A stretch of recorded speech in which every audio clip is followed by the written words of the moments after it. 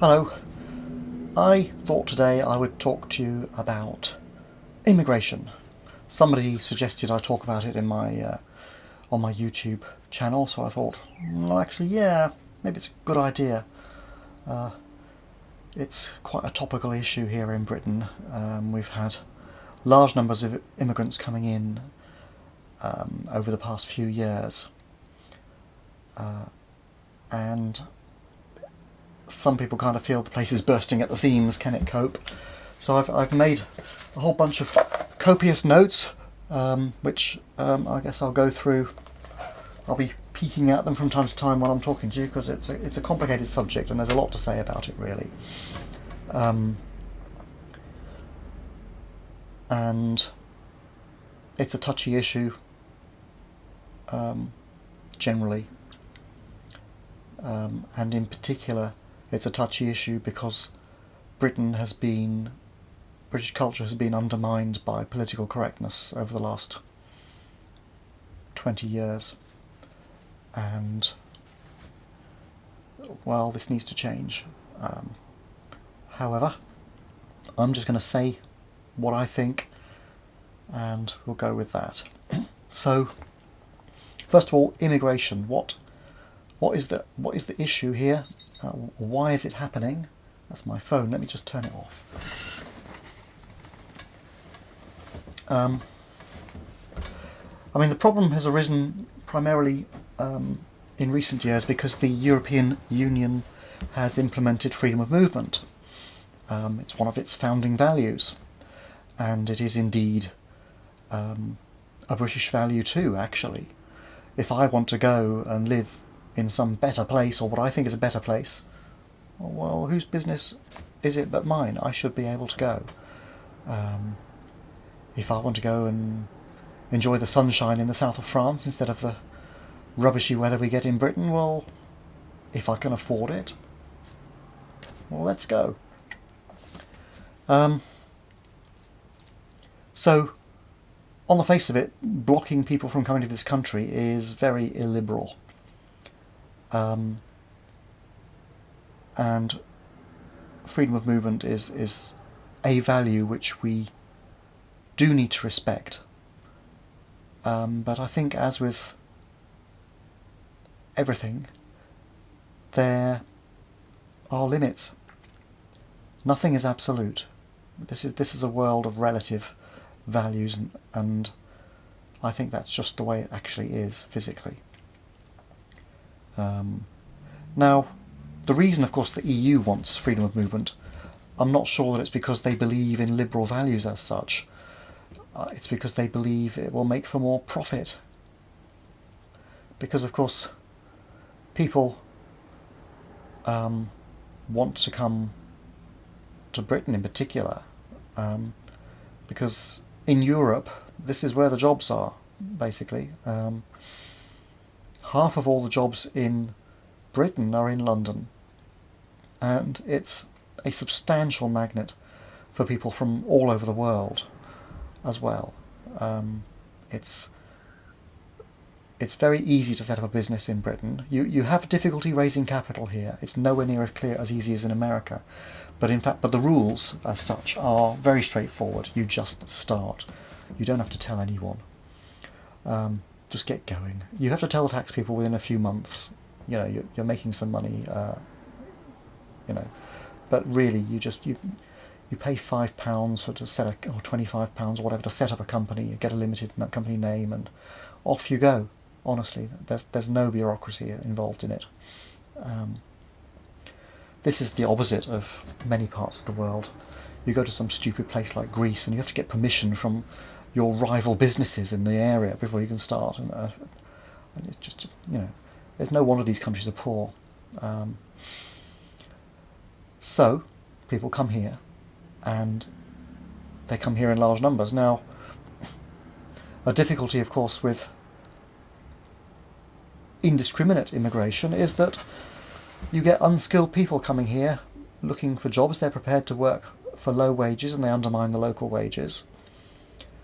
And they can live cheaply here if they're prepared to live at a low standard of living. For example, they can live like 2 or 3 families, or just half a dozen guys in a house or in a flat. They can live like bears, it doesn't matter. They can share the rent between them. People think the streets of London are paved with gold, but you've got to pay gold bricks for the rent as well. It's not so easy.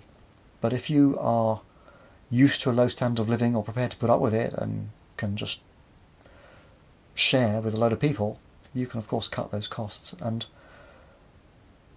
foreigners coming in, especially from poorer countries, or students, can do that easily.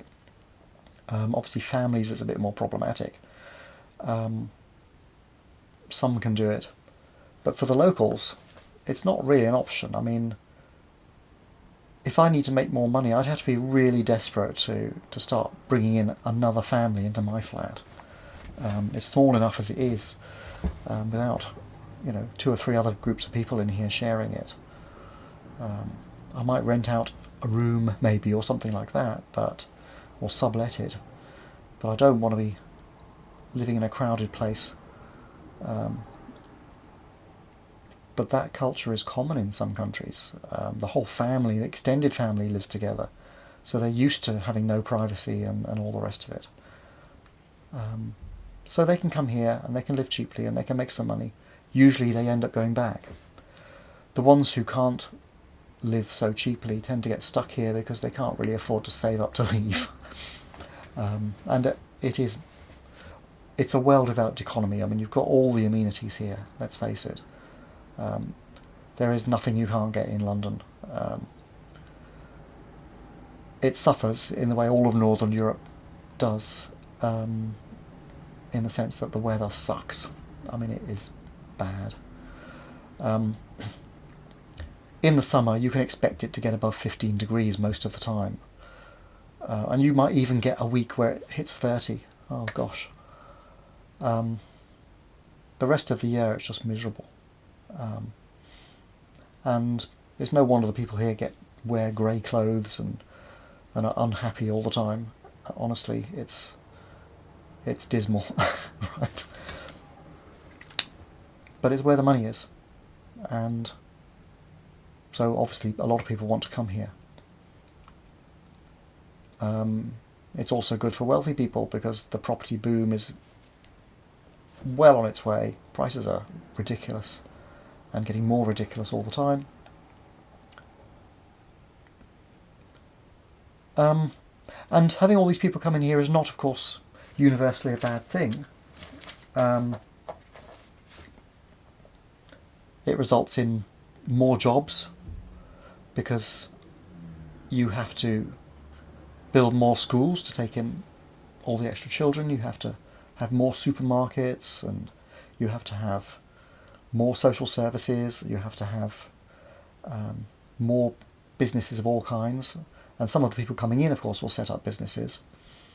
So in the long run, if it's managed even basically competently, it will be profitable. Like over the course of maybe 10, 15 years, it will work out profitable because a lot more jobs will be created by these people and needed by them.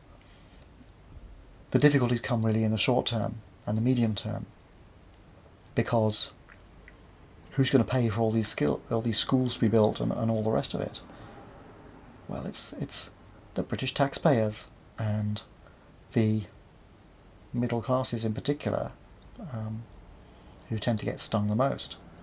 The people in the mid wealth bracket, people who do not really feel that they are wealthy, but they're not scraping the barrel. At least they don't look like they are. They've got smart clothes, and they might have a decent house. Usually they don't have a lot of spare money because they are taxed to the hilt. But they've got culture. Now, people who want all these immigrants to come in here because it means cheap labour, relatively speaking, have a strong point. It's true, and in the long run it is profitable. But if it's not managed well, and it isn't, they lose out on one of the other values. You have freedom of movement, but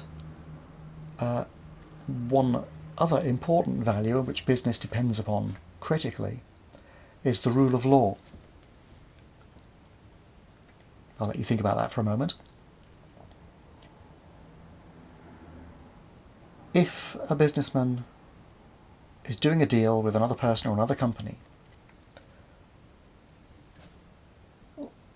both business people need to be able to trust the other party, basically. If they make a contract, the other party has to be trustworthy, or you have to have a reasonable expectation that they will be. Now,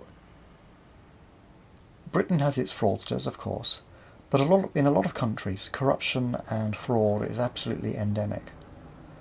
And when they come here, they bring those values with them. And if a person is investing a load of money in some deal and the fraudster just runs away with it, okay, the fraudster makes a bit of money in the short term.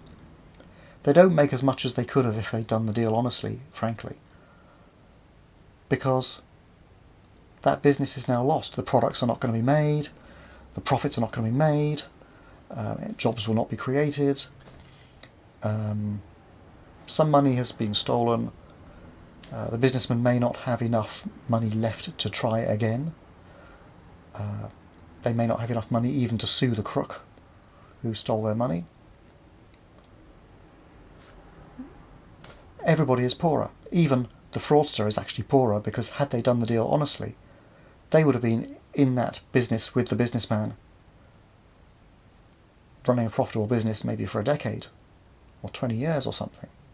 But no, they got a short-term bonus and have run off. And I think it is no coincidence that many of the poorest countries of the world are also the most corrupt. You can even look at Europe. I've mentioned Greece already, a very corrupt culture. Italy is not so honest. It's not very, it's struggling, and so on. Spain is overburdened by bureaucracy. It's hard to set up a business there. You have to pay national insurance of something like £300 a month, whether you're making the money or not, even when you start a little home business, or some silly little thing on the internet which is making you like £5 a year, you still have to pay £300 a month if you're honest and declare it. If you take on some premises where a previous business was fined, but they went bankrupt because they couldn't pay the fine or whatever, well, you have to pay the fine, and if you can't afford it, you go bankrupt. What a stupid country, honestly.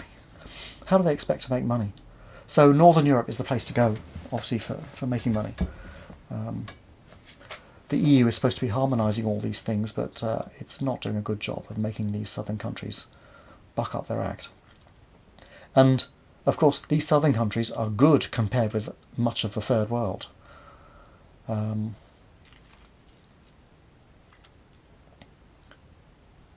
Well, I was talking about corruption. Another form is nepotism. In a lot of countries, you get hired in the business because you are the nephew of the boss's mistress or something, right? Not because you're the best at the job, but just because of who you know. But for business to be the most efficient, it needs to hire the people who are best able to do the job. Now, obviously in a family business, you're going to hire family members. That's a small business, it's a private affair, it's their business. But in a larger business, this is not efficient at all. And although they can set up a business and they can maybe be successful for a while, in the long run, the business is likely to fail after a generation at worst, because it's not hiring the best people, and it's probably getting by on some other corrupt practices too. Bribing officials and so on is common in most countries. It's pretty risky to try it in this country. You're very likely to be reported, but I guess there are people who do it. Or if in fact your cousin is working in the bureaucracy, you can do it that way, of course. But that allows less efficient businesses to survive at the expense of more efficient businesses, and is worse in the long run for everybody. Again.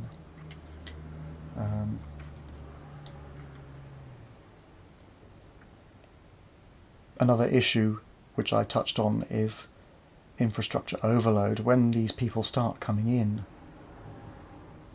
there aren't enough schools and shops and houses for them in the early days, and that causes great difficulties.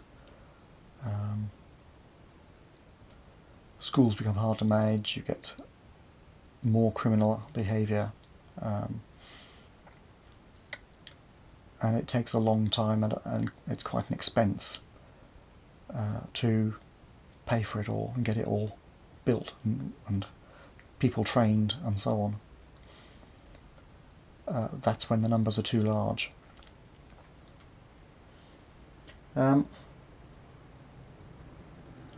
So having the freedom of movement is all very well, but it's necessary to remember the other value. Rule of law is essential. There are more values. In particular, the West has certain secular values. You could say we are a Christian culture. I think that's not true. We're post-Christian. But we have... our society is kind of based not so much on Christian values as on liberal values.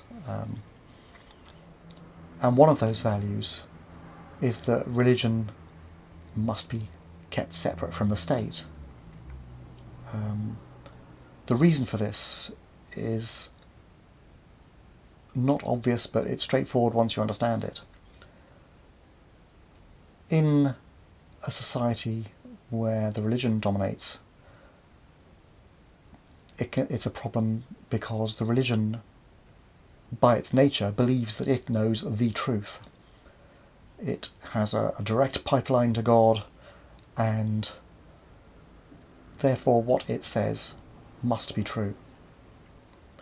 This applies also to ideologies which are related to religion, like Marxism and communism, where an elite knows the absolute so-called truth, and therefore anybody else who disagrees with them is either stupid, dishonest, or an outright criminal. And there are a couple of problems with this. First of all, if they know the absolute truth and they're wrong, how are you going to improve society? Secondly, if the country next door also knows the truth but has a different religion, it'll be a different truth. Or even if they're a different sect of the same religion, that's a recipe for war. So it's a recipe for tyranny within the country, because you can't argue with people who know the truth, even if they can't defend that truth rationally. And in fact, they can't always they can't defend it rationally, in fact, because it's always nonsense at some point. They defend it through force and tyranny, of course. So religious government leads to tyranny, and it leads to war, inevitably, in the long run. They may be peaceful for a generation or two, but in the long run, they are pushed by their very belief in their own rightness to right the wrongs that they see elsewhere.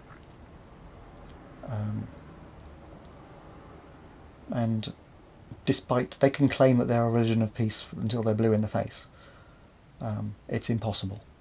If religion is involved in government, it's actually impossible. Human nature can't handle that. I might put in a good word for Buddhism, possibly. It's maybe even Hinduism can be tolerant at times, relatively speaking. But I mean, Hinduism is known for being a tolerant religion. But even so, it's risky.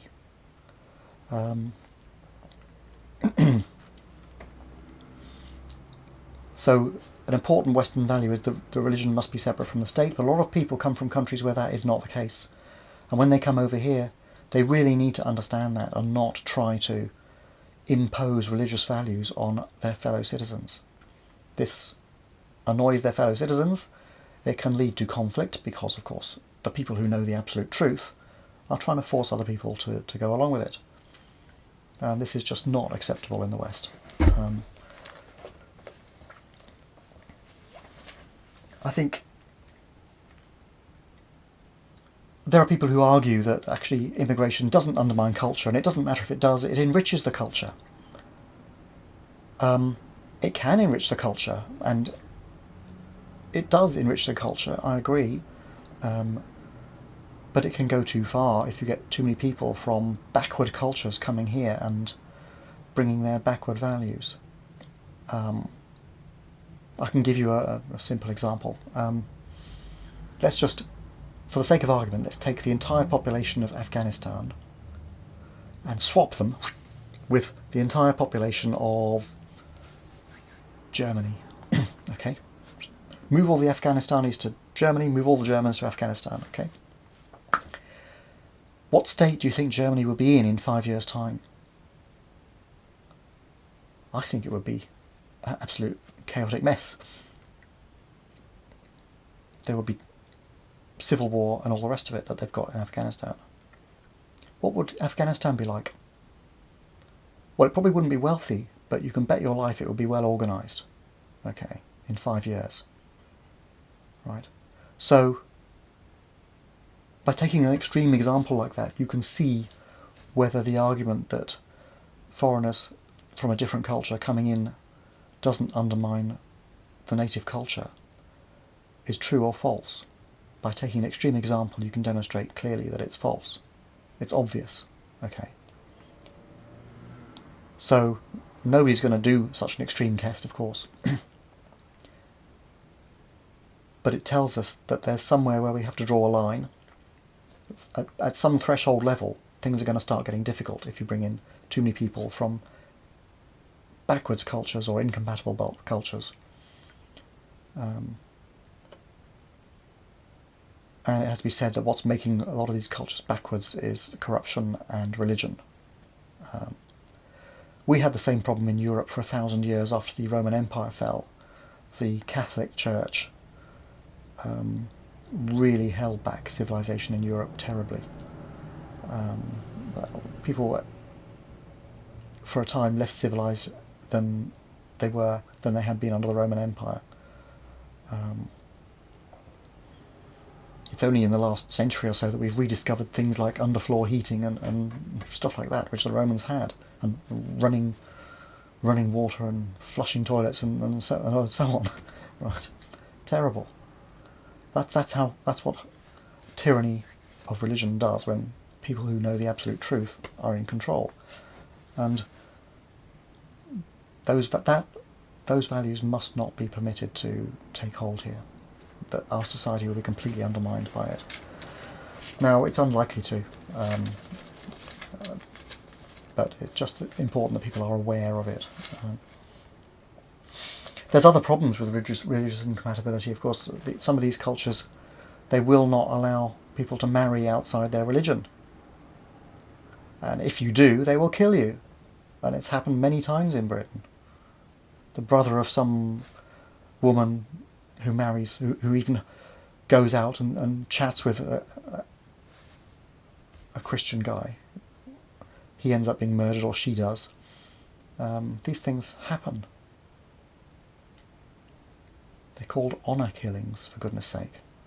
Although, I think to Western eyes it brings dishonour on the people and disrepute to their religion, which claims to be a religion of peace. You know which one I'm talking about. This religion, which was founded on and immediately built a huge empire by conquest.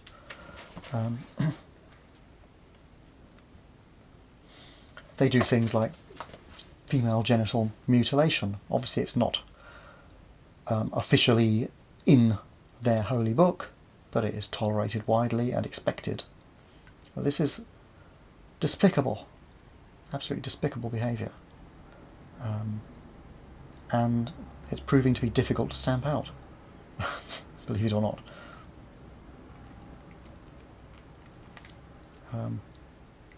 This undermines culture because it's, what can I say, it's criminal, it's disrespectful of women in the extreme, it's just assault, and it causes psychological harm on a massive scale to the individuals involved and potentially to the people they are involved with. These things are almost unhealable psychologically,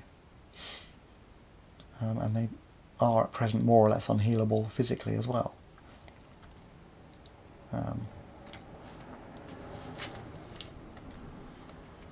We've had trouble with, even in London, with voodoo, believe it or not. Not just, I've been talking about Muslims the most. They create the most noise over here. Obviously, most of them are perfectly decent people, but the fanatics are an absolute pain. But we've had trouble with voodoo here. We've had some people from Nigeria, I think it was, and they murdered a little girl who had epilepsy because they believed she was possessed by the devil.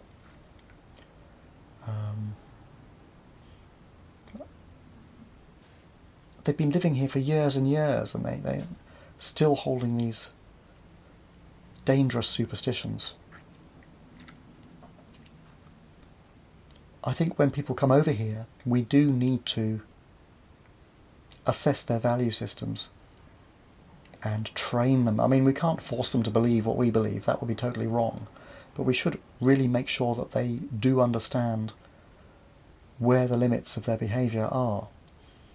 And we should make sure that they do actually understand what our values are. Whether they agree with them or not is up to them. It's a free society.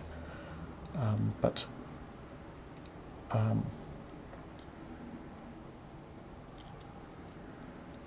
if they have problems, they should seek help, basically. And indeed, actually, there's talk about the Muslims being some of the new, more fanatic Muslims being a bit of a nuisance. Of course, we have some issues with women wearing the hijab. That's where they dress entirely in black and even cover their faces. I mean, I don't know. I mean, it's okay if they believe that. That's up to them. But do they realise that they look like Death, the mythical character Death? All they need is to carry a sickle. Okay. When people see them who are not used to seeing them, they look scary. They look sinister. And I don't know if those women realise it, but that makes their behaviour inconsiderate and antisocial in exactly the same way as looking like or dressing and behaving like a Hell's Angel would make a person inconsiderate and antisocial. Now, the Hell's Angels, of course, do it knowingly and deliberately. I think some of the extremist Muslims do it knowingly and deliberately too, and others are just don't quite understand the impact, and they think they're just being modest and whereas Westerners think they're being antisocial and actually oppressive to women. And of course, the attitudes of some religions to women, not just Islam but others too, is of course despicable in terms of Western values, and absolutely unacceptable.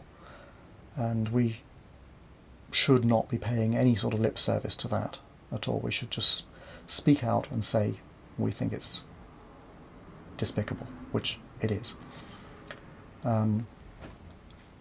If our values are worth anything. This brings me on to, of course, freedom of speech, which is probably the most important Western value of them all.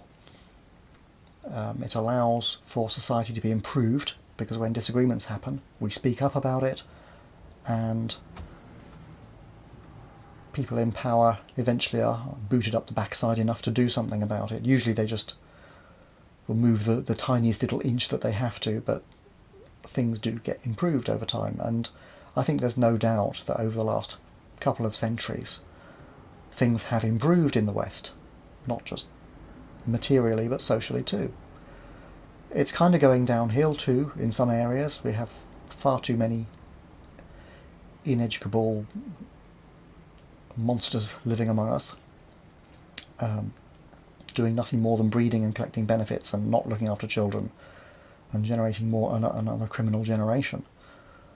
We need to deal with that, but we can talk about it, and people will say all sorts of nasty things about people who raise these issues, but it's debate, it's healthy debate. In a democracy, in a free society, freedom of speech is important. Which is why political correctness, which has been holding on to our throats with a greatly increasing grip over time for the past 20 years, has to be destroyed. It's one thing to be tactful, it's another thing to be a euphemistic liar. Political correctness can do an enormous amount of harm. It prevents discussion of important issues. People are afraid of being accused of racism. These accusations are almost always dishonest. There's been a big case and a scandal going on recently in this country where something like 1,000 girls were raped in Rotherham by a Pakistani gang. And nobody wanted to deal with it. The police, the social services, they ignored the complaints of some of the girls who managed to escape from the gang. Because the gang were Pakistanis and the people were afraid of being accused of being racist if they went after them. Now, that is terrible. That is either incredible stupidity or a terrible fear of speaking the truth. And as a result, instead of maybe dozens of girls, a couple of dozen girls being raped, it was something like 1,000. Or 1,000 rapes. Of underage girls as well, I should say. This is the kind of harm that failure to speak out can cause. And you can be sure there's plenty more of this going on. Political correctness is pernicious and grossly dishonest. And when someone if someone had accused these Pakistanis of being criminals, that wouldn't be racist. You would accuse them not because they're Pakistani, you accuse them because they're rapists. Right? Isn't that obvious? Well, apparently it wasn't. I realise that councils tend to employ the dimwits of society because clever people will only go there if they have to. But really, that is appalling in my eyes. There's other problems with different cultures, like they will hide criminals of their own kind amongst the community and won't speak to the police. This isn't just insularity, often it's fear, of course, like the Chinese are scared of the triad gangs. There's probably some Italian mafia problems as well. Not so much in London, but they do exist a bit here. But I think they're pretty minor.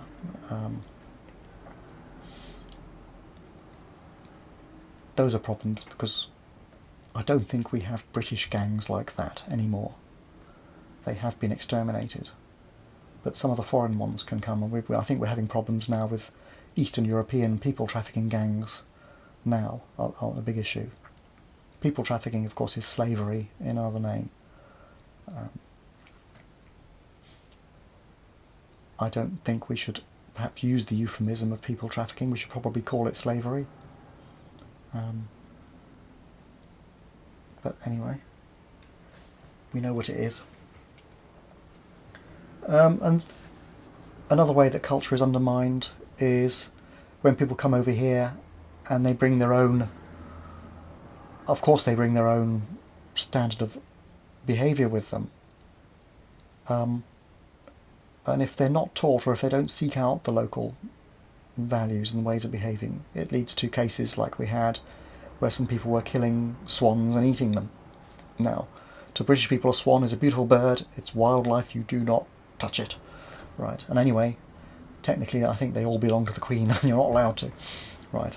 But especially on certain parts of the Thames, I think they belong to the Queen.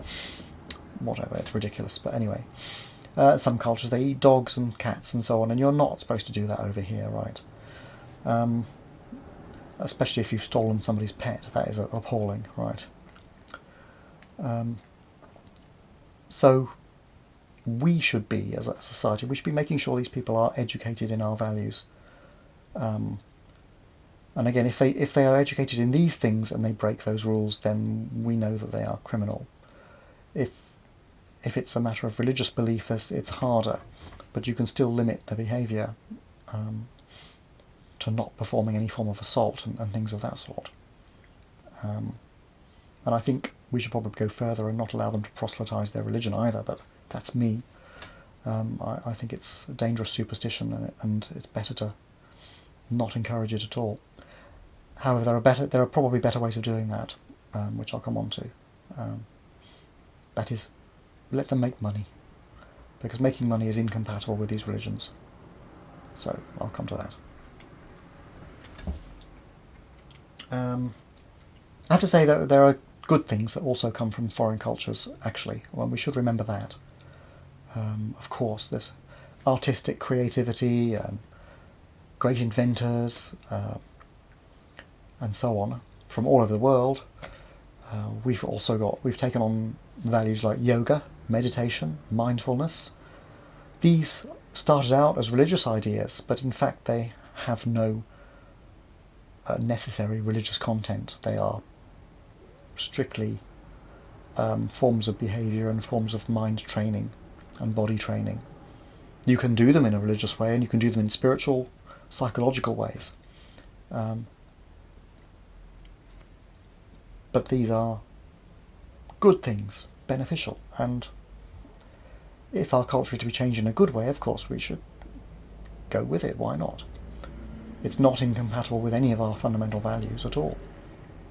None of these are. Fine.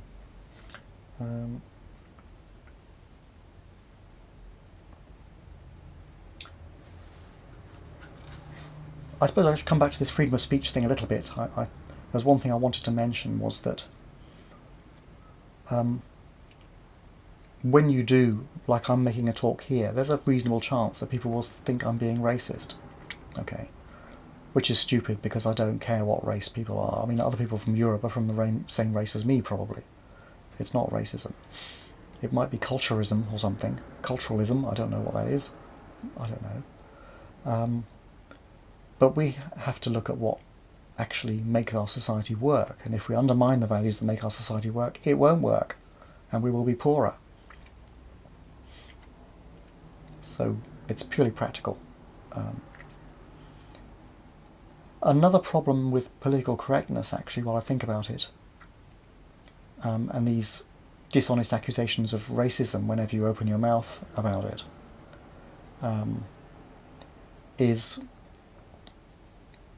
of course it causes resentment among thinking people and feeling people even, because we are being forced to respect other cultures, but other cultures are not being forced to respect ours. This is a pernicious asymmetry, and we should point it out when we are confronted with it, I think.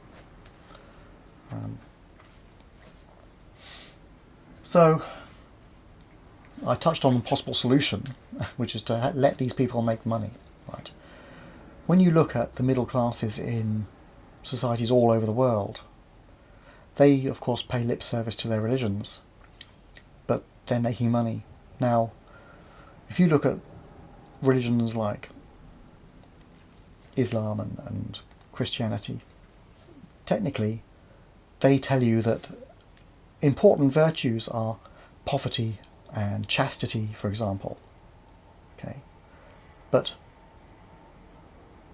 they keep it quiet. They don't mention it, right? They keep it under their hats, because if a religion goes around telling people,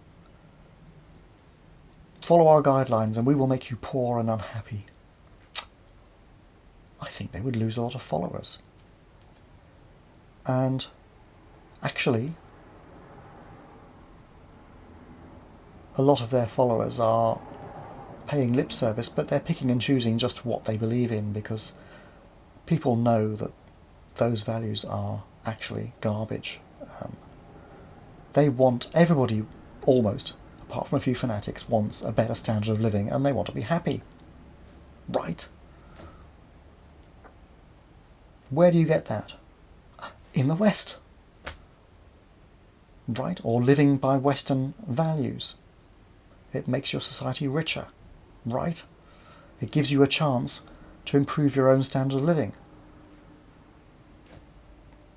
Nearly everybody in the world wants that. So religions have to be a bit quiet about their stupid medieval values, which are no longer appropriate. They say they know the absolute truth, but they also know that some of these absolute truths are best forgotten about, because they're not true, actually. And when you look at the middle classes in these countries, you see them dressing smartly, and even the women, even the women in these oppressed countries, they will dress smartly and watch the soap operas on TV or some rubbish like that, just the same as anywhere else.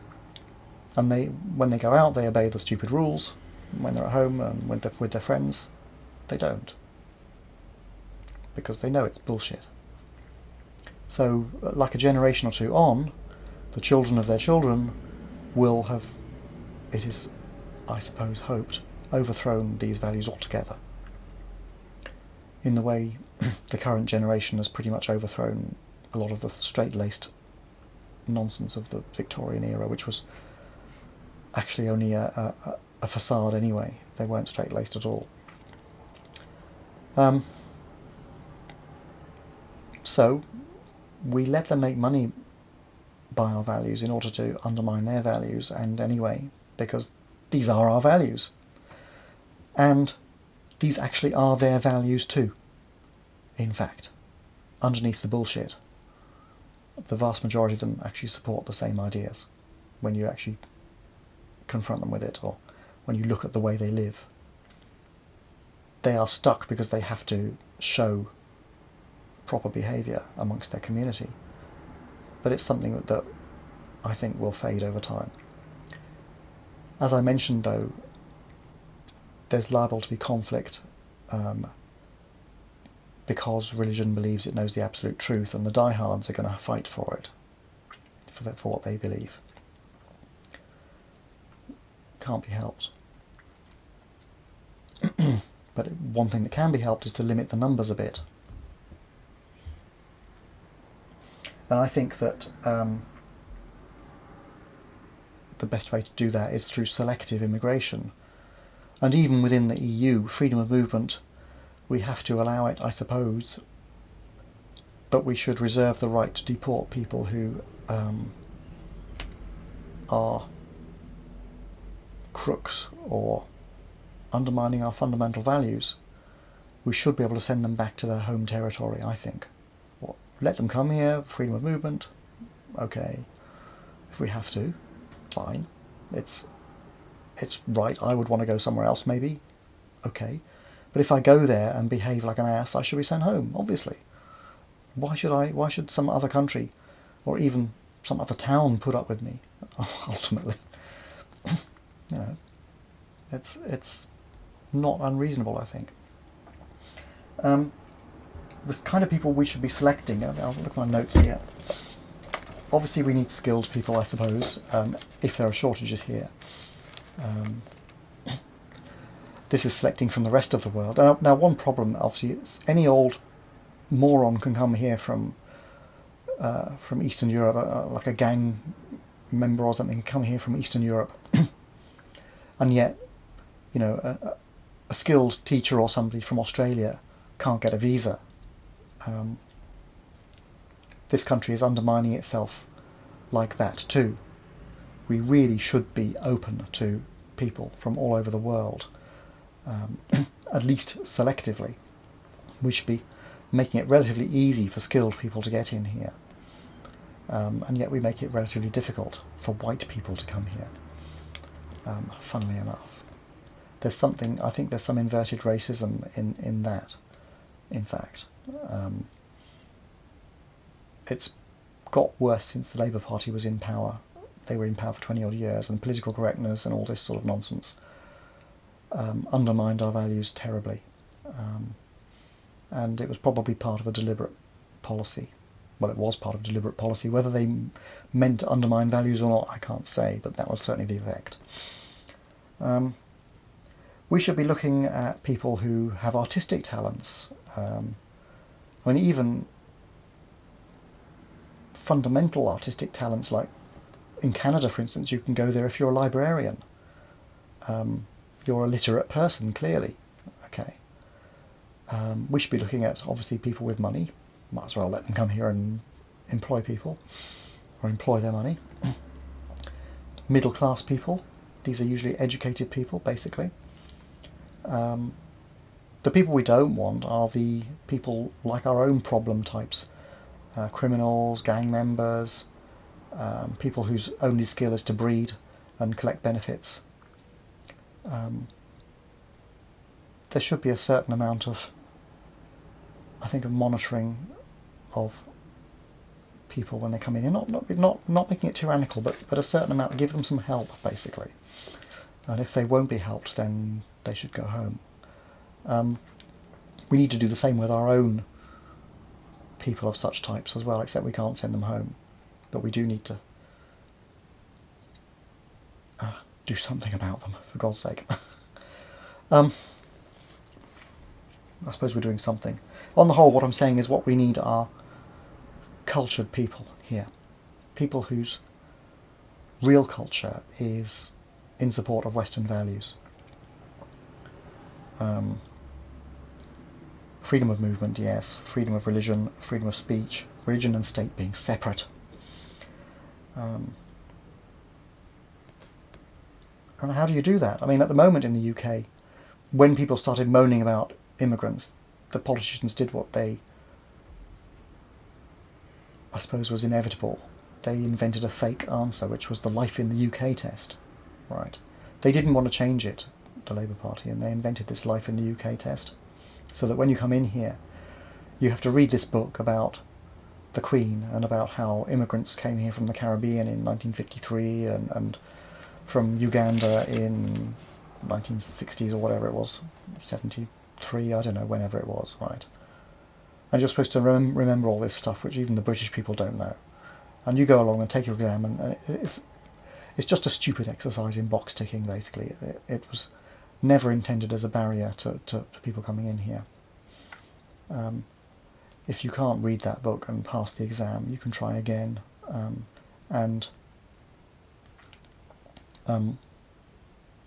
It's no measure of whether you're a fit person to live in this society at all.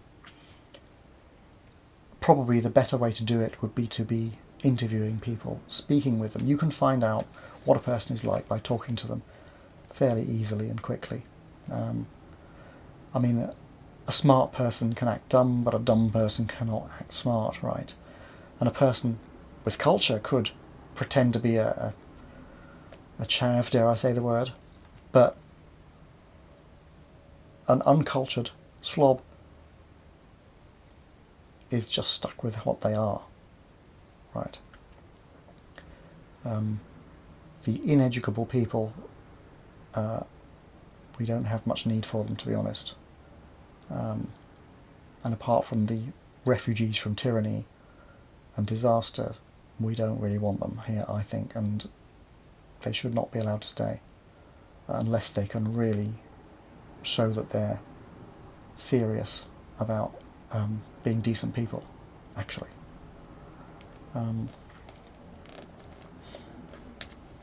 So to that end, there should be cultural training for people who come to the country, not just reading a stupid book of dry facts which have no relevance to everyday life, a box-ticking exercise, as I say. It should be more like workshops and real help for people, social events and so on, where they can mix and meet people. Obviously when they get jobs they will meet people as well. But I think we need some more mixing here to make it smoother, and we do have to weed out the people whose values are and remain incompatible, because it will not lead to a good end unless those values are undermined.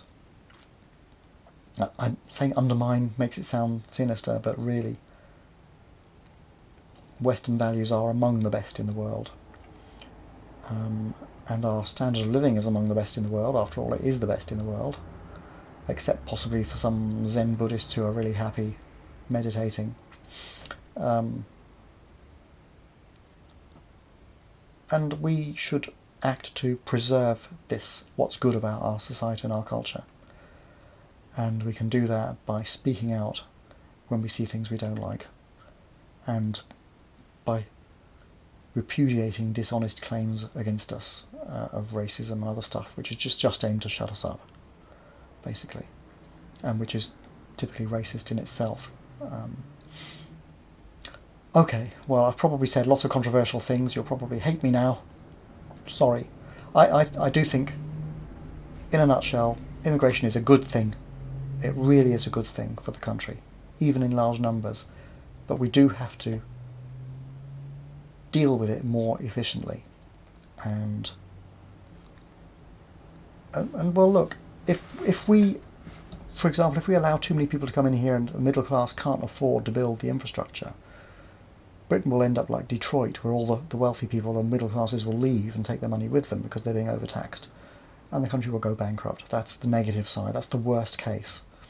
Right? It happened to Detroit. It can happen here, but it's a long way off. Obviously, we're just having grumbles at the moment, really. But why let it get so bad? Just manage it well. Manage it thoughtfully. Manage it with our values in mind. And our society will continue to prosper. And it will continue to be an attractive place, both for the people who are already here and for the decent people who want to come here. Okay. Leave a comment below if you like. Bye for now.